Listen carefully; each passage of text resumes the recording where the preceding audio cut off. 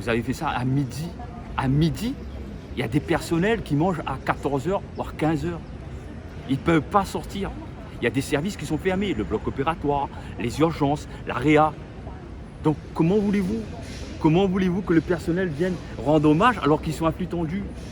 Ils ne peuvent pas. Ils ne peuvent pas. Ils ne peuvent pas. Donc voilà. Donc, l'hôpital public est en train de mourir. Monsieur le ministre, faites quelque chose. Mais ça ne m'étonne pas. L'hôpital est à flux tendu. L'hôpital est à flux tendu. On manque de personnel, on manque de pérennisation du personnel. C'est ce qu'il faut aussi. Le personnel n'est pas assez nombreux.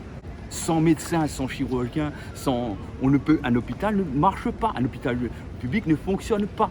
Et c'est qui en pâtit? Ce sont les patients au bout de la chaîne. Mais la direction n'a pas de solution non plus à leur donner.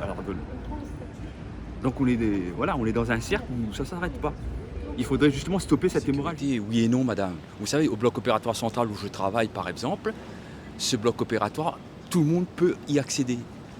Tout le monde peut y accéder. Nous avons eu, nous, personnellement, déjà, lorsqu'il y a des personnes qui sont un petit peu, on va dire, qu'on a dû opérer, qui étaient un petit peu, on va dire, liées, suivies par les forces de l'ordre, il y a eu des personnes qui sont rentrées un week-end avec mes collègues. On a dû appeler la sécurité, ils ne sont même pas venus.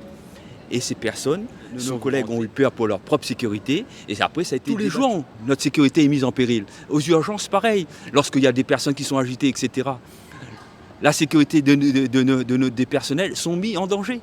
Il faut le dire ce qui est. Il n'y a rien qui est fait au niveau de la direction.